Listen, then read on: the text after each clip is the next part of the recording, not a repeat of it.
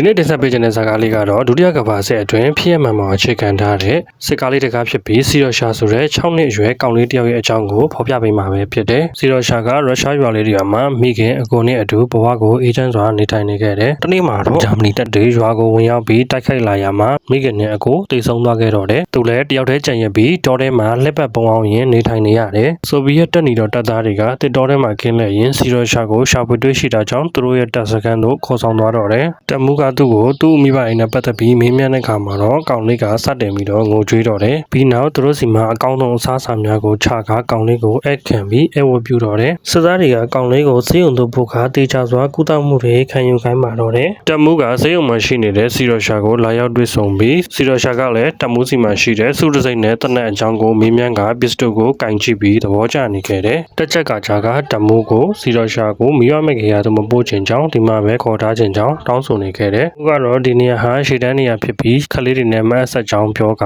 လှည့်ထွက်သွားတော့တယ်။တပ်သားတွေအားလုံးကလည်းကလေးကိုချစ်ကြကလက်ဆောင်အမျိုးမျိုးတွေပေးကြတယ်။ရဲဘော်တို့ကတရင်မှုကိုကလေးကိုမိမိတို့တရင်မှာဆက်လက်ထားရှိစီလိုကြောင်းပြောဆိုလာတော့တယ်။တရင်မှုကတော့ဒီနေရာမှာကလေးတွေမရှိတဲ့ကြောင်းနဲ့အထက်အရာရှိများကလည်းခွင့်ပြုမှာမဟုတ်ကြောင်းပြန်လည်ပြောဆိုခဲ့တယ်။ပြစ်ခတ်တံတွေနဲ့တိုက်ပွဲတွေပြန်လည်ဆက်တင်လာပြီးဂျာမန်တွေဘက်ကတင်ကားတွေဖောက်ဝင်လာတာကြောင့်သူတို့လည်းပြင်းပြင်းထန်ထန်ရောကြော်ပြန်လည်ပြီးခုခံတာကြောင့်ဂျာမန်တွေဘက်ကပြန်ဆုတ်သွားခဲ့တယ်။ကောင်လေးကိုတမှုကမိဘမဲ့ကေဟာတို့ပို့ချင်ပေမဲ့သူကိုယ်တိုင်လည်းကလေးကိုမခွဲနိုင်တာကြောင့်နောက်ဆုံးမှသူ့သားအဖြစ်နေပေးမလားဆိုပြီးတရင်ကိုခေါ်သွားတော့တယ်။တရင်ကိုပြန်ရောက်တော့စစ်သားတွေအားလုံးဟာကလေးလေးကိုယူနီဖောင်းချုပ်ပေးဖို့ရန်အတွက်အငင်းခုံနဲ့အလုပ်ရှုပ်နေကြတယ်။ကောင်လေးကသူ့မိသားစုကိုလွှမ်းဆော်တန်းတက်ပြီးအိမ်မက်တွေမက်နေတော့တယ်။တမှုကစီရောရှာကိုလာနှိုးပြီးစစ်သားဆိုတာ45စက္ကန့်မိချစ်စံတစ်ချက်အတွင်းတွင်ယူနီဖောင်းကိုပြီးအောင်ဝတ်နိုင်ရတယ်ဟုဆိုကကောင်လေးရဲ့ယူနီဖောင်းအသစ်ကိုထုတ်ပြပေးလိုက်တော့တယ်။မိချစ်စံအပုံလိုက်ကုန်ပြီးသွားတဲ့နောက်မှာတော့ကောင်လေးရဲ့ယူနီဖောင်းဝတ်ခြင်းတောင်းဝန်ပြီးဆုံးသွားပြီဖြစ်တယ်။သူယူနီဖောင်းဝတ်ပြီးပြန်ထွက်လာချိန်အားလုံးအလေးပြုပြီးပျော်ရွှင်နေခဲ့ပေမဲ့ဂျာမန်လေယာဉ်တွေရောက်ရှိလာပြီးသူတို့နေရာကိုဘုံကျဲတာကြောင့်အတော်များများအထိနာခဲ့ရတယ်။ဂျာမန်လေယာဉ်တွေရဲ့တိုက်ခိုက်မှုကြောင့်များစွာသောတပ်သားတွေထိခိုက်ဒဏ်ရာရရှိခဲ့ကြတယ်။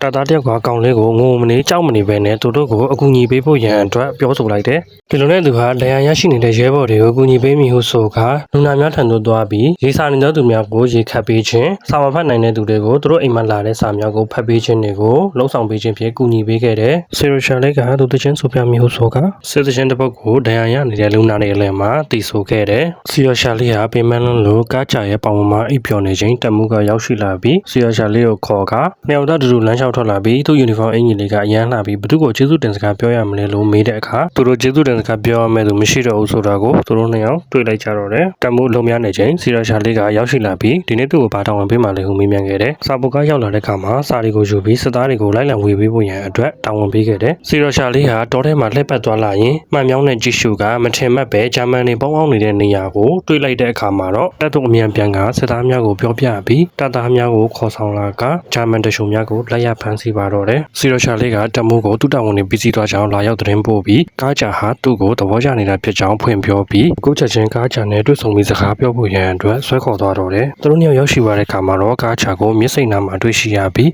ရဲဘော်တယောက်ကသူမကိုရည်စကားပြောနေတာကိုစီရောရှာလေးကသူမထံသို့သွားပြီးတမှုလဲပါလာကြောင်းပြောဆိုခဲ့တယ်။ဂျာမနီနဲ့တိုက်ပွဲတွေထပ်ဖြစ်တဲ့အခါမှာတော့စီရောရှာလေးကဂျီတန်တစ်တာကိုထမ်းယူကရှေ့တန်းသို့သွားပို့ပြီးဆက်သွယ်ရေးဂျိုးပြတ်တောက်သွားကြကြောင်းသူပဲသွားကဂျိုးကိုဆက်သွယ်ပေးခဲ့တယ်။ညဘက်မှာတော့ကြံမြောင်းကိုကြည့်တဲ့အခါမှာရဲဘော်တယောက်ကအဲ့ဒါကဝုံဝံကျဲစုဖြစ်ကြောင်းပြောတဲ့အခါမှာတော့ကောင်လေးကဝုံဝံအမေနဲ့ဝုံဝံသမီးကိုသာတွေ့ပြီးဝုံဝံအဖေကြီးကစစ်တိုက်နေတာလားဟုမေးမြန်းလိုက်တော့တယ်လူတွေတယောက်နဲ့တယောက်လက်ထပ်ဖို့ရန်အတွက်ဘာလို့လဲလို့မေးတဲ့အခါမှာတူဦးကိုတူဦးပထမဦးစွာချက်ရမှာဖြစ်ပြီးအချက်ကလည်းပဲမိတ်နိုင်မစားနိုင်ယောဂတစ်မျိုးလိုဖြစ်တယ်လို့ရှင်းပြခဲ့တယ်နောက်နေ့မနက်မှာတော့စီရောရှာလေးဟာကားချစီသွားပြီးတက်မှုမိတ်နိုင်မစားနိုင်နေမကောင်းဖြစ်နေတယ်ဟုဆိုတာကြောင့်ကားချလေးအလင်းအမြန်ပဲတက်မှုစီသို့ပြေးသွားခဲ့တယ်တက်မှုကသူဘာမှဖြစ်ချောင်းအေးပြက်လို့သာခဏအိတ်နေချောင်းပြောတဲ့အခါမှာတော့ကားချလေးရှက်ပြီးပြန်ထွက်သွားတော့တယ်တက်တဲ့သူခွေးများရောက်လာတာကြောင့်သွားရောက်ပြီးလေးလာတဲ့အခါမှာထိုခွေးများကဒဏ်ရာရရဲဘော်များကိုကူညီကယ်ဆယ်ပြီးကလဲလေးနဲ့တင်ကားဆွဲနိုင်ကြောင်းခွေးနီးပြရဲဘော်ကရှင်းပြတယ်စီရောရှာလေးတက်လိုက်တာနဲ့ခွေးနှစ်ကောင်ကဒုံဆိုင်ပြီးတာကြောင့်အနောက်ကနေရဲဘော်တွေလည်းပြေးလိုက်သွားပြီးခွေးတွေကမိုင်းချီရနေရတော့ OTV ပြေးတာကြောင့်တက်မှုရဲ့လက်ထောက်ကဆိုင်ကယ်ကိုယူကခွေးနှစ်ကောင်ရှိကပိတ်ရက်လိုက်ကမှ ခွေးတွေလည်းရက်တန့်သွားတော့ပြီးစီတော်ရှာလေးလည်းအသက်ပေးမှလွတ်မြောက်သွားတော့တယ်တက်မှုကကားကြရဲ့နောက်ကိုပြေးလိုက်ပြီးစီတော်ရှာလေးရဲ့အမိဖြစ်ချင်လားဟုမေးမြန်းတဲ့အခါသူမလည်းသဘောတူခဲ့တယ်ဌာနချုပ်ကရွှေပြောင်းရန်အတွက်အမိန့်စာရောက်ရှိလာတာကြောင့်သူတို့တက်လည်းရွှေပြောင်းရတော့တယ်ရွာရီယာမှာခဏနာပြီးစကန်ချတဲ့အခါမှာတော့စီတော်ရှာလေးဟာရွာသားများနဲ့အတူတကွပျော်ရွှင်စွာကစားနေတော့တယ်သူတို့တန်ရင်နောက်တစ်နေရာသို့ပြောင်းရွှေ့ရာတွင်ကားမှမိုင်းကိုနင်းမိ၍တက်မှုရဲ့လက်ထောက်ကျဆုံးသွားတော့တယ်စီတော်ရှာလေးကတက်မှုစီရောက်လာပြီးဒီနေ့သူဘာတောင်ဝင်လောက်ရမလဲဟုမေးမြန်းတဲ့အခါမှာတော့တက်စိတ်နှုတ်စီလွတ်ပြီးယူနီဖောင်းဝတ်စုံတွေကိုစစ်ဆေးခိုင်းလိုက်ပါတော့တယ်သူရောက်ရှိသွားတဲ့အခါမှာတော့ဖနက်ပေါက်နေတဲ့သူမြောင်မြောင်စွာကိုတွေးရှိတာကြောင့်စရင်ရေးကတက်မှုစီသို့ယူသွားပေးခဲ့တယ်ဗိုလ်ချုပ်ကြီးထံတင်ပြလိုက်တဲ့အခါမှာတော့ဗိုလ်ချုပ်ကြီးကထောက်ဖို့တက်တဲ့ရောက်ရှိလာတဲ့အခါမှာမင်းကိုပထမဆုံးရစီရမယ်ဟုကတိပေးခဲ့တယ်ပြီးတဲ့နောက်ဗာပြောတဲ့ရှိသေးလေလို့ဆိုတဲ့အခါမှာစီတော်ရှာလေးကတက်မှုနဲ့ကားချာကိုလက်ထပ်ပေးဖို့ရန်အတွက်ခွင့်ပြုဖို့တောင်းဆိုခဲ့တယ်အရွယ်နဲ့မလိုက်အောင်တတိကောင်နဲ့စီတော်ရှာလေးကိုဂုံပြုစုတစိမ့်တွေစစ်တပ်မှချီးမြှင့်ပေးလိုက်တယ်ဂျာမန်ဒီဘက်မှာရုတ်တရက်တိုက်ခိုက်လာတဲ့ဖြစ်စီတော်ရှာလေးကိုလုံခြုံတဲ့နေရာမှာထားပြီးတက်မှုလည်းကရုတ်ချင်းစီတို့သွားရကရုတ်ချင်းပြိုကျ၍သူလည်းပြီးသွားတော့တယ်